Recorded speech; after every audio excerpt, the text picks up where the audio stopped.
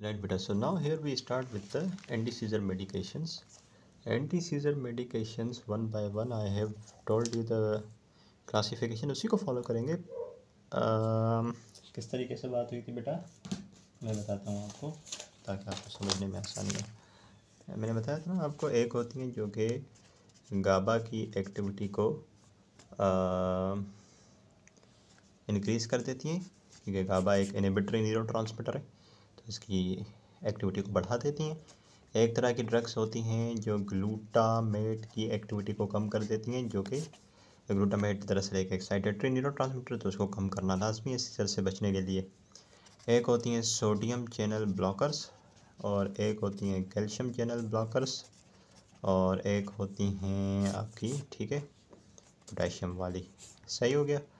अच्छा, जो बेटा गाबा पे काम कर रही थी उसकी भी 3-4 वैरायटीज़ थी. गाबा रिलीजर्स हो गई, रिसेप्टर एगोनिस्ट हो गई, रीअपटेक इनहिबिटर्स हो गई, एंजाइम को जो ब्लॉक कर रही थी वो हो गई. ग्लूटामेट के अंदर भी एक NMDA ब्लॉकर थी और एक एम्पा ब्लॉकर थी. तो अब ये हमने क्लासिफिकेशन ज़रा तफसील से डिस्कस करनी है, ठीक है. सबसे पहले इनका काफ़ी जगहों पे मिक्स भी हो जाएंगे मैकेनिज्म ऑफ एक्शंस, लेकिन मैंने कोशिश की इसको अच्छे से डिस्क्राइब करने की, लिखने की. तो पहले स्टार्ट करेंगे सोडियम चैनल ब्लॉकर्स से, ठीक है. एक बारी में सुन लें ताकि आपको आगे मुश्किल ना हो. फिर हम चलेंगे सोडियम चैनल ब्लॉकर्स के बाद गाबा को कैसे बढ़ाना, ये चारों ड्रग्स हम डिस्कस करेंगे, ठीक है. और उसके बाद फिर हम आ जाएंगे ज़रा ग्लूटामेट पे, फिर जाएंगे नंबर 4 पे कैल्शियम पे, ठीक है. ये आपके कैटजंग में नहीं है, तो इस सीक्वेंस को हम फॉलो करते हैं. पहले बात करते हैं ज़रा सोडियम चैनल ब्लॉकर्स की, ठीक है. तो सोडियम चैनल ब्लॉकर्स में बेटा सबसे पहले, अब वो आपको याद होना चाहिए पीछे कौन सी ड्रग्स बताई थी मैंने सोडियम चैनल ब्लॉकर्स में. जूनी, फाउंडाकार. सो 3 ड्रग्स थी. Zuni, found a car. Found was your phenytoin. Phenytoin and fosphenytoin, इसको ज़रा डिस्कस करते हैं. If you have like not have in your mind, then you can see here I told you right from here that Zuni found a car, zonisamide, phenytoin and carbamazepine. तो ये हम discuss करते हैं. पहले phenytoin, फिर कार्बामेज़ापिन, फिर जोनिसमाइड पे चलते हैं, ठीक है. फेनिटोइन, फॉस्फेनिटोइन, इसी का एक मैं आपको बताता हूँ किस तरीके से कम्बिनेशन है. तो पहले फेनिटोइन की बात करते हैं. फेनिटोइन के मैकेनिज्म ऑफ एक्शन बताने की ज़रूरत है बेटा? I don't think. It blocks the voltage gated sodium channels, और काफ़ी स्लो रिकवरी होती है इसकी सोडियम चैनल्स के फिर वापस से एक्टिवेट होने की. तो जब आप फेनिटोइन देते हैं तो वो क्या करती है, सोडियम चैनल्स को ब्लॉक करती है. सोडियम चैनल ब्लॉक हो जाएंगे तो सोडियम इनफ्लक्स नहीं होगा, सोडियम अंदर नहीं आएगा तो एक्शन पोटेंशियल नहीं होगा. एक्शन पोटेंशियल नहीं होगा तो न्यूरो ट्रांसमिशन किस चीज़ की होगी, ठीक है. तो बेटा न्यूरो ट्रांसमिशन जो एक्सेसिव फायरिंग थी वो रुक जाएगी. What are the therapeutic uses of the phenytoin, हम कहाँ यूज़ करते हैं एपिलेप्सी में होने वाले जो सीजर्स हैं उनको ट्रीट करने के लिए. किस तरह के सीजर्स? नंबर 1 फोकल सीजर्स, और कौन से generalize seizures? Tonic clonic seizures और स्टेटस एपिलेप्टिकस. स्टेटस एपिलेप्टिकस को एंड ऑफ लेक्चर में समझाऊंगा. This is the very severe form of the epilepsy, ठीक है. काफ़ी रिपीटेड सीजर्स होते हैं इसमें, ठीक है. Phenytoin is good for the focal seizures. And what variety of generalize seizures? Absent seizures no, myoclonus no, tonic clonic seizures. Okay, यहाँ तक बात समझ आ गई तो बेटा बहुत अच्छा. अब आगे काम आसान है. कुछ बातें जैसे कि बेटा phenytoin induces 3 enzymes, cytochrome P2C, cytochrome P3A and uridine guanosyl transferase. तो ये 3 एंजाइम्स को एक्टिवेट कर देता है फेनिटोइन. अब जो ड्रग्स इन 3 एंजाइम से मेटाबोलाइज होती होंगी वो इनकी इंडक्शन की वजह से वो जल्दी मेटाबोलाइज हो जाएंगी और उनकी प्लाज्मा कंसंट्रेशन कम हो जाएगी उन ड्रग्स की, ठीक है. इस तरीके से एक और बहुत इंटरेस्टिंग बात है कि फेनाटोइन का जब आप डोज बढ़ाते हो ना बेटा, small increase in the daily dose of the phenytoin can produce large increase in the plasma concentration of the drug. इसको हम कहते हैं नॉन लीनियर फार्माकोकाइनेटिक प्रॉपर्टी. तो phenytoin has got non-linear pharmacokinetic property. What does it mean? It means a small increase in the daily dose of the phenytoin, it will lead to very much increased concentration of the phenytoin in the plasma.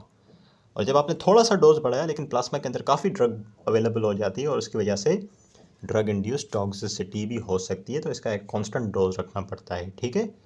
इस तरीके से. तो you know the mechanism of action you use, you know where we can use this in what type of seizures of epilepsy. You know this non-linear pharmacokinetic property. Here it is the adverse effects of this drug. Adverse effects of phenytoin. सीनेस के कुछ portions को depress कर देती है, जैसे कि cerebellum को, vestibular system को डिप्रेस करती है. नॉट कॉमनली बट या इट डस. अब जाहिर सी बात है बेटा, जब सेरिबेलम वेस्टिबुलर सिस्टम डिप्रेस हो जाएंगे तो इसकी वजह से ऑब्वियसली एटेक्सिया और निस्टेगमस तो होगा, क्योंकि एटेक्सिया और निस्टेगमस से बचने के लिए ही आपके पास सेरिबेलम और वेस्टिबुलर सिस्टम होता है. उनका काफ़ी स्ट्रॉन्ग रोल होता है सेरिबेलम का पोस्चर मेंटेन करने में और वेस्टिबुलर सिस्टम का. तो nystagmus and ataxia will be there because of the depressed cerebellum and the vestibular system due to use of the phenytoin. ठीक है, इसके अलावा ये ड्रग काफ़ी टेराटोजेनिक होती है, प्रेगनेंसी में कतई इस्तेमाल नहीं करनी. हिर्सुइशिज्म कुछ हद तक करा सकती है ये ड्रग, ठीक है, लॉन्ग टर्म यूज़ से. खास करके ये जो वाला जो साइड इफ़ेक्ट है ना, सेरिबेलम और वेस्टिबुलर सिस्टम का डिप्रेस होना, उसकी वजह से निस्टेगमस एटेक्सिया का होना, ये खास करके एल्डरली पेशेंट्स में ज़्यादा इसकी ससेप्टेबिलिटी होती है. और एक बहुत ज़बरदस्त साइड इफ़ेक्ट्स जो कि एग्ज़ाम के लिए बहुत इंपॉर्टेंट है, I don't know why, I have seen it somewhere, that it causes the hyperplasia, gingival hyperplasia. इतना हाइपरप्लेजिया होता है कि ऊपर की गम्स टीथ के ऊपर ग्रो करने लग जाती है. ठीक है बेटा, और लॉन्ग टर्म यूज़ के अंदर बहुत काफ़ी सालों से अगर आप फेनेटोइन ले रहे हैं तो may cause weakening of the bones, that is osteoporosis and neuropathies in the periphery. Neuropathy में फिर वही हाथ पैर में सुइयाँ चुभना, कोई चीज़ का महसूस नहीं होना, इस तरीके से बेटा. ठीक है, ये आपको समझ आया बच्चों? Right. Few words about the फॉस्फेनेटोइन.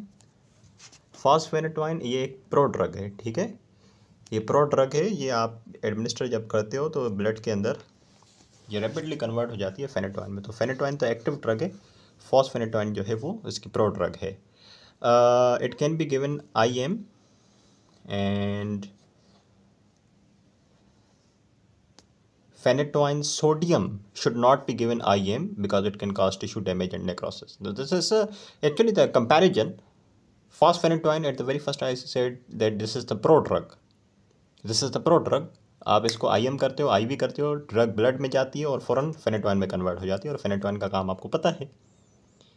एक और जो है इसका फॉर्म है वो है फेनेटोइन सोडियम. उसको डायरेक्टली हम ब्लड में या IM या IV नहीं दे सकते क्योंकि वो टिश्यू डैमेज और नेक्रोसिस करती है, लेकिन फॉस्फेनेटोइन इसको हम IM IV दे सकते हैं. ठीक है, अगर आप चाहते हो कि फेनेटोइन, चाहते हैं बेटा कि फेनेटोइन हम दे दें डायरेक्टली ब्लड में, तो आप क्या करते हो, फॉस्फेनेटोइन देते हो.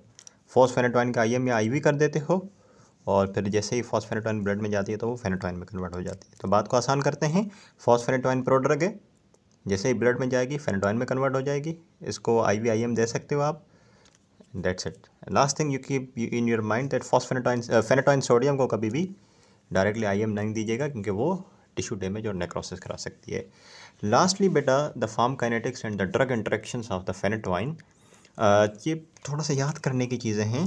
प्रोटीन अगर बाइंडिंग देखें फेनेटोइन की, तो जैसे ही आप ओरली फेनेटोइन देते हो, फेनेटोइन ओरली देते हो याद रखना, फॉस्फेनेटोइन IM IV दे सकते हो.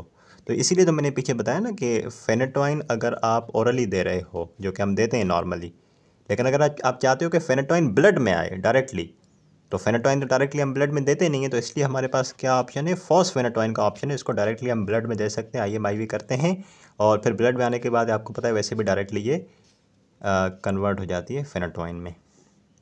तो ये एक तरीका है. तो जब ब्लड में आती है फेनेटोइन तो ब्लड के अंदर इसकी प्रोटीन बाइंडिंग काफ़ी हाई होती है, और हाफ लाइफ की जहाँ तक बात है फेनेटोइन की 12 to 60 आवर्स, यानी कि डेली डोजिंग दिन में एक दफ़ा चल जाएगी, और लिवर में ये मेटाबोलाइज होती है और फीसिस के थ्रू एक्सक्रीट आउट हो जाती है. ड्रग इंटरेक्शंस इसके काफ़ी ज़्यादा हैं, इनको ज़रा डिस्कस करते हैं. फेनेटोइन के ड्रग इंटरेक्शंस में सबसे पहली चीज़, एक चीज़ है फेनेटोइन और कार्बामेज़ापिन. इनको कभी भी साथ में इस्तेमाल ना करें. क्यों? Because they both increase the metabolism of each other. Phenytoin increases the metabolism of carbamazepine, carbamazepine increases the metabolism of phenytoin. So do not co-administer both of these drugs. And the drugs which are increasing the metabolism of phenytoin, वो drugs जो कि phenytoin के metabolism को बढ़ा देती हैं. Phenytoin जल्दी से मेटाबोलाइज हो जाती है और फिर आपने उसका डोज जो है बढ़ाना पड़ता है.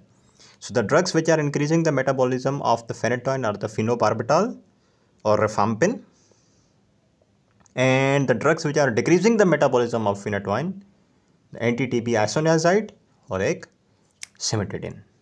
ठीक हो गया? If I'm not wrong, it is H2 receptor blocker, right? So these are the drug interactions of the phenytoin. We'll now be talking about another sodium channel blocker, very good for the seizures. It's a carbamazepine. Right, beta. Carbamazepine at number 2 after phenytoin. It is also a sodium channel blocker. No need to elaborate the mechanism of action. Obviously, as it blocks the sodium channel, no sodium influxes, no action potential, no neuronal firing. Seizures get better. Seizures get better. And what are the therapeutic uses of drug? Carbamazepine. इसको हम focal seizures में use करते हैं बेटा, generalise tonic clonic seizures में use करते हैं. Exactly वही थेरापीटिक यूजेस हैं इसके, जैसे फेनेटोइन के थे. फेनेटोइन को भी हम फोकल सीजर्स में यूज़ कर रहे थे, इसको भी फोकल सीजर्स में, उसको जनरलाइज टॉनिक क्लोनिक सीजर्स में, और इसको भी जनरलाइज टॉनिक क्लोनिक सीजर्स में. लेकिन फ़र्क ये है कि फेनेटोइन को हम स्टेटस एपिलेप्टिकस में भी यूज़ करते हैं, स्टेटस एपिलेप्टिकस में यूज़ करते हैं, लेकिन इसको हम स्टेटस एपिलेप्टिकस में यूज़ नहीं कर सकते. इसको हम सीजर्स के अलावा जो दूसरे डिसऑर्डर्स हैं, जैसे कि बाइपोलर डिसऑर्डर हो गया, ट्राइजेमिनल न्यूरल्जिया हो गया, उनमें हम यूज़ कर सकते हैं. ठीक है बच्चों? Okay. This drug is contraindicated in absence seizure. ये कुछ ऐसी बातें होती हैं जो कि एग्ज़ाम के लिए काफ़ी हाईलाइटेड होती हैं और इंपॉर्टेंट होती हैं. जैसे कि एब्सेंस सीजर्स में जो ड्रग कॉन्ट्राइंडिकेटेड होती है वो होती है कार्बामेज़ेपिन. अगर हाँ, क्योंकि carbamazepine has got the quality of increasing और worsening the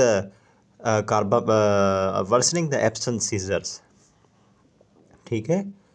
However, it is really good for focal seizures, generalized tonic-clonic seizures. But when it comes to absence seizures, please do not use this drug because it can further worsen the absence seizures. अब तो बात आसान हो गई बेटा. इसके बाद यहाँ तक की बात समझने की थी. जहाँ तक बात है फार्माकोकाइनेटिक्स की, तो 2-3 बातें आपको जहन में रखनी पड़ती हैं कि कार्बामेज़ेपिन की एक तो इंटरेक्शंस, जैसे कि carbamazepine is the inducer of different enzymes, different cytochrome P450 ऐसे एंजाइम्स 1A2 2C 3A, और उसके अलावा दूसरी वैरायटी के एंजाइम UDP ग्लूकोनासाइल ट्रांसफरेस एंजाइम. ठीक है. अब क्योंकि कार्बामेज़ेपिन इन एंजाइम्स की इंड्यूसर है, तो जो ड्रग्स इन एंजाइम से मेटाबोलाइज होती होंगी उनका मेटाबॉलिज्म बढ़ जाएगा. इसके अलावा carbamazepine also induces its own metabolism at high doses. Very special point of this drug कि अगर इसको हाई डोज पे इस्तेमाल किया ना तो it will induce its own metabolism. ठीक है? It will induce its own metabolism. तो फिर मज़ीद ड्रग यूज़ करनी पड़ेगी. So try to not use this drug at high doses. अच्छा, इसके बाद ये पहली बात क्लियर हो गई. उसके बाद दूसरी बात करें अगर, तो प्लाज्मा में ये प्रोटीन के साथ बाइंड होती है लेकिन मॉडरेटली. फेनेटोइन का जो प्रोटीन बाइंडिंग थी वो काफ़ी हाई थी, ज़्यादा बाइंड करती है प्रोटीन्स के साथ फेनेटोइन. लेकिन when it comes to carbamazepine it's a moderate binding. Half life इसकी कम है कंपेयर टू फेनेटोइन, 6 से 15 घंटे में. हाँ, दिन में 2 दफ़ा ही ऑब्वियसली यूज़ होगी एटलीस्ट, और ऑर्गन ऑफ एलिमिनेशन लिवर में मेटाबलाइज होकर फीसिस में एक्सक्रीट आउट हो जाती है. ठीक बच्चों, इस तरीके से. A very interesting adverse effect of this is कि जो कार्बामेज़ेपिन होती है it increases the levels of anti diuretic hormone. When the antidiuretic hormone levels are increased, it obviously increases the water absorption from the kidney, and water reabsorption from the kidney is increased. तो जो water है वो body में ज़्यादा retain होगा. जब water blood में ज़्यादा होगा तो सोडियम लेवल वैसे ही कम हो जाएगा. That will lead to hyponatremia. Obviously body में साल्ट ज़्यादा रिटेन करेगा, वाटर ज़्यादा रिटेन करेगा तो साल्ट्स कम हो जाएंगे, हाइपोनेट्रीमिया हो जाएगा. कुछ और साइड इफ़ेक्ट, ये तो काफ़ी प्रोमिनेंट, काफ़ी इंपॉर्टेंट साइड इफ़ेक्ट है. बाकी कुछ और side effects like have some effects on the bone marrow. Myelosuppression कराती है ये ड्रग, leading to aplastic anaemia and skin reaction, hypersensitivity reaction, headache. In some cases it may cause even hepatitis, and it is also teratogenic like the phenytoin. So do not use this drug in the pregnancy. So I hope it is easy, not that difficult to understand. And after carbamazepine comes another sodium channel blocker. Let's talk about it. Zonisamide beta. Zonisamide, I know I told you it's a sodium channel blocker.